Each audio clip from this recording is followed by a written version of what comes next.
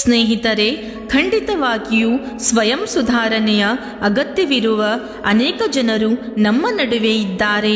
ನಮ್ಮ ಸುತ್ತಮುತ್ತಲಿನ ಜನರು ಜೀವನ, ಉದ್ಯೋಗ ಮತ್ತು ಸಂಬಂಧದಲ್ಲಿ ತೃಪ್ತಿಯನ್ನು ಅನುಭವಿಸುತ್ತಾರೆ. ಆದರೂ ವೈಯಕ್ತಿಕ ಮತ್ತು ತೃಪ್ತಿಪರ ಕ್ಷೇತ್ರಗಳಲ್ಲಿ ಮುನ್ನಡೆಯಲು ಇಂತಹ ಅಭ್ಯಾಸಗಳನ್ನು ಖಂಡಿತವಾಗಿಯೂ ಅಳವಡಿಸಿಕೊಳ್ಳಬೇಕು.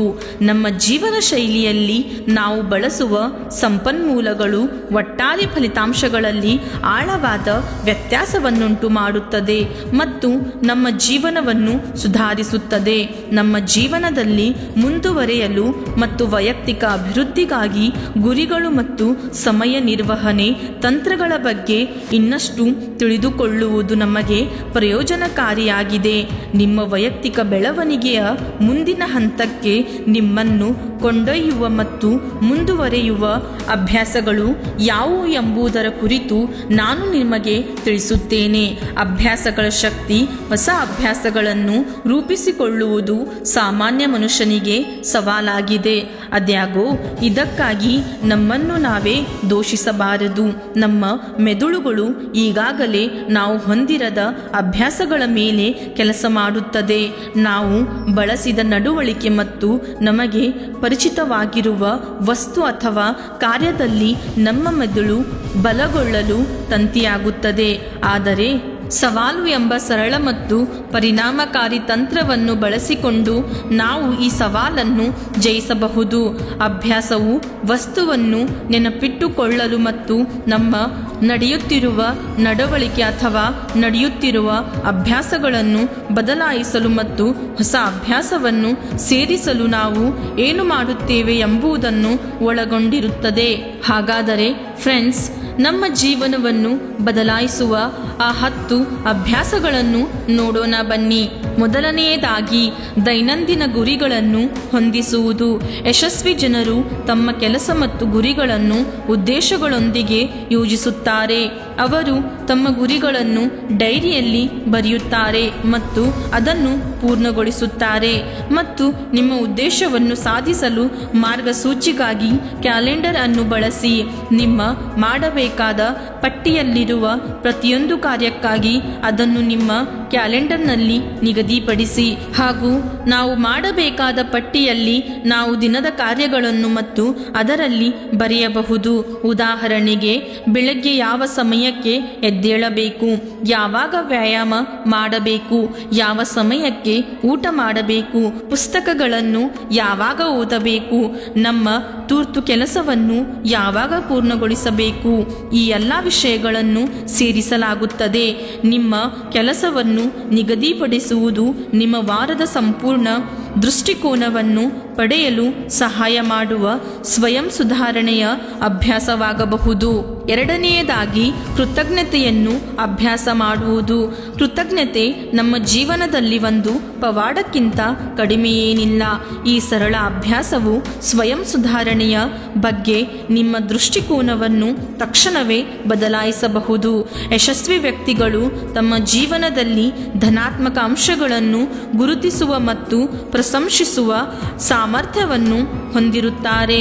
ಹೌದು, ನಾವು ಯಾವುದಕ್ಕೆ ಕೃತಜ್ಞರಾಗಿರುತ್ತೇವೆ ಎಂಬುದರ ಮೇಲೆ ಕೇಂದ್ರೀಕರಿಸುವುದು ನಮಗೆ ಮೆಚ್ಚುಗೆಯನ್ನು ಬೆಳೆಸಿಕೊಳ್ಳಲು ಸಹಾಯ ಮಾಡುತ್ತದೆ ಮತ್ತು ನಮ್ಮಲ್ಲಿರುವುದಕ್ಕೆ ಕೃತಜ್ಞರಾಗಿರಬೇಕು. ಇದು ನಮಗೆ ತಕ್ಷಣವೇ ಸಂತೋಷವನ್ನು ನೀಡುತ್ತದೆ. ಮೂರನೆಯದಾಗಿ, ಸಾಕಷ್ಟು ನಿದ್ರೆ ಪಡೆಯಿರಿ. ಇಂದಿನ ಪ್ರಸ್ತುತ ಪರಿಸ್ಥಿತಿಯನ್ನು ನೋಡಿದರೆ ನಾವು ಅದನ್ನು ನಿರ್ಲಕ್ಷಿಸುತ್ತೇವೆ ಅಥವಾ ತಪ್ಪಾಗಿ ಮಲಗುತ್ತೇವೆ. ಈ ಬಿಡುವಿಲ್ಲದ ಜೀವನದಲ್ಲಿ ನಮ್ಮ ಕುಟುಂಬಕ್ಕೆ ಆದ್ಯತೆ ನೀಡುವುದು ಮುಖ್ಯ. ಯಶಸ್ವಿ ವ್ಯಕ್ತಿಗಳು ಮತ್ತು ಸಂತೋಷವಾಗಿರುವವರು ಕಾಲಕಾಲಕ್ಕೆ ವಿರಾಮ ತೆಗೆದುಕೊಂಡು ವಿಶ್ರಾಂತಿ ಪಡೆಯುತ್ತಾರೆ. ಆರೈಕೆಯ ಪ್ರಾಮುಖ್ಯತೆಯನ್ನು ಅರ್ಥ ಮಾಡಿಕೊಳ್ಳಿ.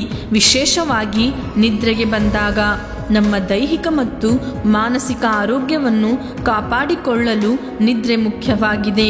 ಇದು ನಮ್ಮ ಶಕ್ತಿಯ ಮಟ್ಟಗಳು ನಮ್ಮ ಪರಿಸ್ಥಿತಿ ಮತ್ತು ಉತ್ಪಾದಕತೆಯ ಮೇಲೆ ಪರಿಣಾಮ ಬೀರಬಹುದು. ಅದಕ್ಕಾಗಿಯೇ ಮಲಗುವ ಸಮಯವನ್ನು ಹೊಂದಿಸಿ.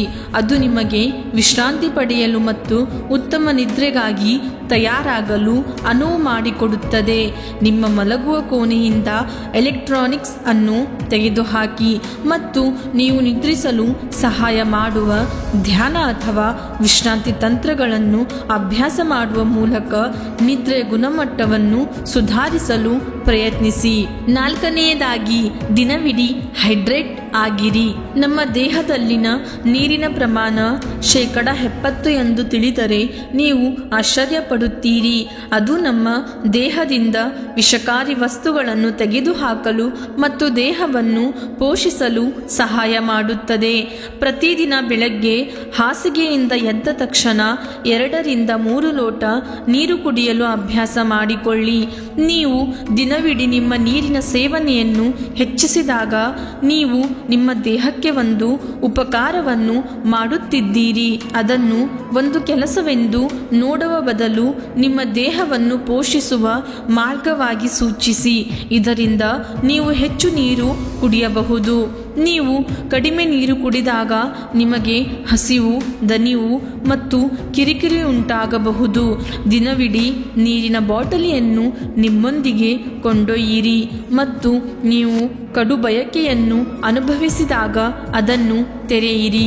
5ನೇದಾಗಿ, ನಿಯಮಿತವಾಗಿ ವ್ಯಾಯಾಮ ಮಾಡುವುದು. ಯಶಸ್ವಿ ಮತ್ತು ಸಂತೋಷದ ಜನರು ಪ್ರತಿದಿನ ವ್ಯಾಯಾಮ ಮಾಡುವ ಅಭ್ಯಾಸವನ್ನು ಹೊಂದಿರುತ್ತಾರೆ. ಅವರು ಪ್ರತಿದಿನ 10 ರಿಂದ 15 ನಿಮಿಷಗಳ ಕಾಲ ಪೂರ್ಣ ದೇಹದ ವ್ಯಾಯಾಮ ಮಾಡುತ್ತಾರೆ. ಇದರಿಂದ ದಿನವಿಡೀ ಆಯಾಸ ಇರುವುದಿಲ್ಲ ಮತ್ತು ಪ್ರತಿದಿನ ಮ್ಯಾರಥಾನ್ ಓಡುವುದು ಅನಿವಾರ್ಯವಿಲ್ಲ. ನೀವು ಪ್ರತಿದಿನ 15 ರಿಂದ 20 ನಿಮಿಷಗಳ ಕಾಲ ವ್ಯಾಯಾಮವನ್ನು ಮಾಡಬೇಕು. ಅದು ನಿಮಗೆ ಅದ್ಭುತ ಪ್ರಯೋಜನಗಳನ್ನು ನೀಡುತ್ತದೆ ಮತ್ತು ವ್ಯಾಯಾಮವನ್ನು ನಿಯಮಿತ ಅಭ್ಯಾಸವಾಗಿ ಮಾಡುವಲ್ಲಿ ನಿಮಗೆ ಸಮಸ್ಯೆ ಇದ್ದರೆ ಗೂಗಲ್ ಅಪ್ಲಿಕೇಶನ್ಗಳು ಮತ್ತು ಸಾಧನಗಳು ಸಹಾಯ ಮಾಡಬಹುದು. ಪ್ರತಿ ಗಂಟೆಗೆ ಸಕ್ರಿಯವಾಗಿರಲು ನಿಮಗೆ ನೆನಪಿಸಲು ಸಹಾಯ ಮಾಡಲು ನೀವು ಫಿಟ್ನೆಸ್ ಟ್ರ್ಯಾಕರ್ ಅನ್ನು ಪರಿಗಣಿಸಬಹುದು. 6ನೇದಾಗಿ, ವೈಯಕ್ತಿಕ ಅಭಿವೃದ್ಧಿಗಾಗಿ ದೈನಂದಿನ ಓದುವಿಕೆ. ಹೆಚ್ಚಿನ ಜನರು ಅವರು ಶಾಲೆಯ ನಂತರ ಕೆಲಸ ಅಥವಾ ಇತರ ಕೆಲಸಗಳನ್ನು ಪಡೆದಾಗ ಅವರು ಮುಂದೆ ಕಲಿಯುವುದನ್ನು ನಿಲ್ಲಿಸುತ್ತಾರೆ. ಒಬ್ಬ ಯಶಸ್ವಿ ವ್ಯಕ್ತಿ ಒಂದು ದಿನದಲ್ಲಿ ತನ್ನ ಕ್ಷೇತ್ರದಲ್ಲಿ 10 ರಿಂದ 15 ಪುಟಗಳ ಪುಸ್ತಕಗಳನ್ನು ಓದುತ್ತಾನೆ. ಮಹಾನ್ ಚಿಂತಕರು, ನಾಯಕರು ಮತ್ತು ಉದ್ಯಮಿಗಳು ಎಲ್ಲರೂ ಕಲಿಯುವ ಒಂದು ಸಾಮಾನ್ಯ ಗುಣವನ್ನು ಹೊಂದಿರುತ್ತಾರೆ ಎಂಬುದನ್ನು ನೀವು ನೋಡಿರಬಹುದು. ಮತ್ತು ಪುಸ್ತಕಗಳು ಸ್ವಯಂ ಸುಧಾರಣೆಗೆ ಪ್ರಬಲ ಸಾಧನಗಳಾಗಿವೆ ಮತ್ತು ನೀವು ಆಯ್ಕೆ ಮಾಡಿದ ಕ್ಷೇತ್ರ ಜ್ಞಾನವನ್ನು ಹೆಚ್ಚಿಸಬಹುದು. 7ನೇದಾಗಿ, ದಿನವಿಡೀ ಸ್ವಲ್ಪ ವಿರಾಮಗಳನ್ನು ತೆಗೆದುಕೊಳ್ಳಿ. ಕಷ್ಟಕರವಾದ ಕೆಲಸಗಳನ್ನು ಮಾಡುವಾಗ ವಿರಾಮಗಳನ್ನು ತೆಗೆದುಕೊಳ್ಳುವ ಮೂಲಕ ಉತ್ಪಾದಕತೆಯನ್ನು ಸುಧಾರಿಸಬಹುದು. ಸೂಕ್ಷ್ಮ ವಿರಾಮಗಳು, ಊಟದ ವಿರಾಮಗಳು ಮತ್ತು ದೀರ್ಘ ವಿರಾಮಗಳು ನಿಮ್ಮ ಕೆಲಸದ ಮೇಲೆ ಸಕಾರಾತ್ಮಕ ಪರಿಣಾಮ ಬೀರಬಹುದು ಎಂದು ಸಂಶೋಧನೆ ಕಂಡುಹಿಡಿದಿದೆ. ಇದು ನಿಮ್ಮ ಒತ್ತಡವನ್ನು ಕಡಿಮೆ ಮಾಡಬಹುದು ಅಥವಾ ತಡೆಯಬಹುದು. ನಿಮ್ಮ ಮನಸ್ಸು ದಿನವಿಡೀ ಕೆಲಸದಲ್ಲಿ ನಿರತವಾಗಿರುತ್ತದೆ, ಆದ್ದರಿಂದ ಅದಕ್ಕೆ ವಿರಾಮ ಬೇಕಾಗುತ್ತದೆ.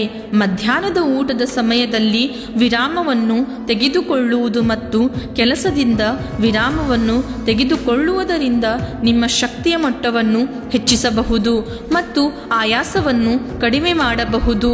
8ನೇದಾಗಿ, ದೈನಂದಿನ ಪತ್ರಿಕೋದ್ಯಮ. ಸಂಶೋಧನೆಯ ಪ್ರಕಾರ ದೈನಂದಿನ ಒತ್ತಡ, ಖಿನ್ನತೆ ಮತ್ತು ಆತಂಕದ ಋಣಾತ್ಮಕ ಪರಿಣಾಮಗಳನ್ನು ಪ್ರತಿರೋಧಿಸುತ್ತದೆ. ನಮ್ಮ ಆಲೋಚನೆಗಳನ್ನು ಕಾಗದದ ಮೇಲೆ ಹಾಕುವುದು ಜೀವನದ ಘಟನೆಯನ್ನು ಅರ್ಥ ಮಾಡಿಕೊಳ್ಳಲು ಪ್ರೋತ್ಸಾಹಿಸುವ ಮೂಲಕ ಆತಂಕ ಮತ್ತು ಒತ್ತಡವನ್ನು ನಿರ್ವಹಿಸಲು ಸಹಾಯ ಮಾಡುತ್ತದೆ. 9ನೇದಾಗಿ ಸಾವಧಾನತೆಯನ್ನು ಅಭ್ಯಾಸ ಮಾಡುವುದು. ಮೈಂಡ್ಫುಲ್ನೆಸ್ ಶತಮಾನಗಳಿಂದ ಸಾಂಪ್ರದಾಯಿಕ ಅಭ್ಯಾಸವಾಗಿದೆ ಮತ್ತು ಮಾನಸಿಕ ಸ್ಪಷ್ಟತೆ ಮತ್ತು ಆಂತರಿಕ ಶಾಂತಿಗಾಗಿ ಜನಪ್ರಿಯವಾಗಿರುತ್ತದೆ. ಮೈಂಡ್ಫುಲ್ನೆಸ್ ಜಾಗೃತಿಯನ್ನು ಹೆಚ್ಚಿಸಲು ದೈನಂದಿನ ಕ್ರಿಯೆಗಳ ಸಂಗ್ರಹವಾಗಿದೆ. ಸಾವಧಾನದ ಅಭ್ಯಾಸಗಳಲ್ಲಿ ನಾವು ಆಳವಾದ ಉಸಿರನ್ನು ತೆಗೆದುಕೊಳ್ಳುವುದು, ನಡೆಯುವಾಗ ಪೂರ್ಣ ಗಮನದಿಂದ ನಡೆಯುವುದು, ತಿನ್ನುವಾಗ ಪೂರ್ಣ ಗಮನದಿಂದ ತಿನ್ನುವುದು ಮುಂತಾದ ನಮ್ಮ ಚಟುವಟಿಕೆಗಳಲ್ಲಿ ಆಯ್ದವರವಾಗಿರಬೇಕು. ಈ ಅಭ್ಯಾಸಗಳು ನಮ್ಮ ಮನಸ್ಸಿನಲ್ಲಿ ನಮ್ಮ ಅರಿವನ್ನು ಹೆಚ್ಚಿಸುತ್ತದೆ ಮತ್ತು ನಾವು ನಮ್ಮ ಕೆಲಸದ ಮೇಲೆ ಸಂಪೂರ್ಣವಾಗಿ ಕೇಂದ್ರೀಕರಿಸುತ್ತೇವೆ. ಮೈಂಡ್ಫುಲ್ನೆಸ್ ಎಂದರೆ ವರ್ತಮಾನದ ಮೇಲೆ ಕೇಂದ್ರೀಕರಿಸುವುದು ಮತ್ತು ನಾವು ಪ್ರಸ್ತುತ ಮಾಡುತ್ತಿರುವ ಯಾವುದೇ ಕೆಲಸವನ್ನು 100% ಗಮನದಲ್ಲಿಟ್ಟುಕೊಂಡು ಕೆಲಸ ಮಾಡುವುದು ಮೈಂಡ್ಫುಲ್ನೆಸ್ ಅಭ್ಯಾಸವಾಗಿದೆ. ಕೊನೆಯ ಮತ್ತು 10ನೆಯ ಅಭ್ಯಾಸ ನಿಮ್ಮನ್ನು ಧನಾತ್ಮಕವಾಗಿ ಇಟ್ಟುಕೊಳ್ಳುವುದು. ನಿಮ್ಮ ಜೀವನದಲ್ಲಿ ಧನಾತ್ಮಕ ಮತ್ತು ಸಂತೋಷದ ವ್ಯಕ್ತಿಗಳು ನಿಮ್ಮ ಮನಸ್ಥಿತಿ ಮತ್ತು ದೃಷ್ಟಿಕೋನವನ್ನು ಹೆಚ್ಚು ಪರಿಣಾಮ ಬೀರಬಹುದು. ನೀವು ನಿಮ್ಮನ್ನು ಸುತ್ತುವರೆದಿರುವ ಕೆಲವು ಶಕ್ತಿಗಳು ತಿಳಿಯದೆ ನಿಮ್ಮ ಆಲೋಚನೆಗಳು ಮತ್ತು ಭಾವನೆಗಳ ಮೇಲೆ ಪರಿಣಾಮ ಬೀರಬಹುದು. ನಕಾರಾತ್ಮಕ ಜನರು ನಿಮ್ಮನ್ನು ಕೆಳಗಿಳಿಸಬಹುದು, ಅದೇ ರೀತಿ ಸಕಾರಾತ್ಮಕ ಜನರು ನಿಮ್ಮನ್ನು ಮೇಲಕ್ಕೆತ್ತಬಹುದು. ಅದು ನೀವು ಯಾರನ್ನು ಆರಿಸಿಕೊಳ್ಳುತ್ತೀರಿ ಎಂಬುದರ ಮೇಲೆ ಅವಲಂಬಿತವಾಗಿರುತ್ತದೆ. ಸಕಾರಾತ್ಮಕ ಜನರೊಂದಿಗೆ ನಿಮ್ಮನ್ನು ಸುತ್ತುವರೆದಿರುವುದು ನಿಮ್ಮ ಯಶಸ್ಸಿನ ಸಾಧ್ಯತೆಗಳನ್ನು ಹೆಚ್ಚಿಸುತ್ತದೆ ಎಂದು ಅಧ್ಯಯನಗಳು ತೋರಿಸಿವೆ ಮತ್ತು ಸಕಾರಾತ್ಮಕ ಜನರು ಸಮೃದ್ಧ ಮನಸ್ಥಿತಿಯನ್ನು ಹೊಂದಿದ್ದಾರೆ ಮತ್ತು ನಿಮ್ಮ ಗುರಿಗಳನ್ನು ಸಾಧಿಸಲು ಮತ್ತು ಮುಂದುವರಿಯಲು ನಿಮ್ಮನ್ನು ಪ್ರೇರೇಪಿಸುತ್ತಾರೆ. ಸ್ನೇಹಿತರೆ, ಪುಸ್ತಕಗಳನ್ನು ಓದಿ, ಧ್ಯಾನ ಮಾಡಿ, ವ್ಯಾಯಾಮ ಮಾಡಿ ಮತ್ತು ಬಲವಾದ ಸಕಾರಾತ್ಮಕ ಮನಸ್ಥಿತಿಯನ್ನು ರಚಿಸಿ. ಯಶಸ್ವಿ ಜನರು ಸಾಮಾನ್ಯವಾಗಿ ಮಾಸ್ಟರ್ ಮೈಂಡ್ ಗುಂಪುಗಳಿಗೆ ಸೇರಿರುತ್ತಾರೆ. ಇದರಿಂದ ನೀವು ಬಯಸಿದ ಎಲ್ಲವನ್ನೂ ಸಾಧಿಸಬಹುದು. ಮನುಷ್ಯ ಸ್ವಾಭಾವಿಕವಾಗಿ ಒಳ್ಳೆಯ ಮತ್ತು ಕೆಟ್ಟ ಅಭ್ಯಾಸಗಳನ್ನು ರೂಪಿಸಿಕೊಳ್ಳುತ್ತಾನೆ. ಒಳ್ಳೆಯ ಅಭ್ಯಾಸಗಳನ್ನು ಬೆಳೆಸಿಕೊಳ್ಳಲು ನೀವು ಒಳ್ಳೆಯ ಜನರೊಂದಿಗೆ ಬದುಕಬೇಕು, ಒಳ್ಳೆಯದನ್ನು ಕೇಳಬೇಕು ಮತ್ತು ಒಳ್ಳೆಯದನ್ನು ಮಾಡಬೇಕು. ಹಾಗೆಯೇ ಫ್ರೆಂಡ್ಸ್, ನಿಮ್ಮ ಜೀವನದಲ್ಲಿ ಎದುರಾಗುವ ಸವಾಲುಗಳನ್ನು ನೀವು ಜಯಿಸುವುದು ಹೇಗೆ ಎಂಬುದನ್ನು ತಿಳಿಸುತ್ತೇನೆ. ನಮ್ಮ ಜೀವನದಲ್ಲಿ ಎದುರಾಗುವ ಸವಾಲುಗಳನ್ನು ನಾವು ಯಾವುದೇ ಕಷ್ಟಗಳು ಎದುರಾದರೂ ಅವುಗಳನ್ನು ಸುಲಭವಾಗಿ ಸೋಲಿಸಬಹುದು ಮತ್ತು ನಾವು ಧನಾತ್ಮಕವಾಗಿ ಯೋಚಿಸಬೇಕು.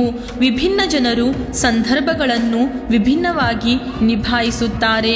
ಕೆಲವರು ತಮ್ಮ ಪರಿಸ್ಥಿತಿಯನ್ನು ಸ್ವೀಕರಿಸುತ್ತಾರೆ ಮತ್ತು ಇತರರು ಅದನ್ನು ಸುಧಾರಿಸಲು ಕ್ರಮ ತೆಗೆದುಕೊಳ್ಳುತ್ತಾರೆ.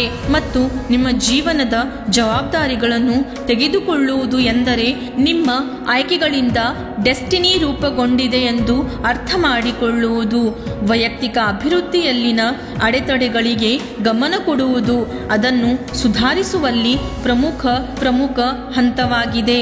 ಮತ್ತು ಫ್ರೆಂಡ್ಸ್, ಮೇಲೆ ತಿಳಿಸಲಾದ ವೈಯಕ್ತಿಕ ಬೆಳವಣಿಗೆಯ ಎಲ್ಲ ಅಭ್ಯಾಸಗಳನ್ನು ನಾವು ವಿವರವಾಗಿ ತಿಳಿದಿದ್ದೇವೆ ಮತ್ತು ವೈಯಕ್ತಿಕ ಬೆಳವಣಿಗೆಯ 10 ಅಭ್ಯಾಸಗಳಲ್ಲಿ ನೀವು ಯಾವ ಅಭ್ಯಾಸವನ್ನು ಹೆಚ್ಚು ಇಷ್ಟಪಟ್ಟಿದ್ದೀರಿ ಎಂಬುದನ್ನು ನೀವು ಅರ್ಥ ಮಾಡಿಕೊಂಡಿರಬೇಕು.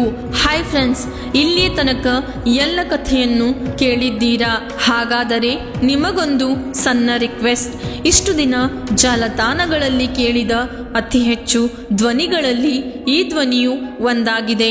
ನಮ್ಮ ಚಾನಲನ್ನು ಸಬ್ಸ್ಕ್ರೈಬ್ ಮಾಡಿ ಮತ್ತು ಲೈಕ್ ಮಾಡಿ ಮತ್ತು ಕಥೆಯು ಇಷ್ಟವಾದರೆ ಕಮೆಂಟ್ಸ್ ಮಾಡಿ. ಮುಂದೆ ಭೇಟಿಯಾಗೋಣ ಒಂದು ಒಳ್ಳೆಯ ಕಥೆಯ ಮೂಲಕ.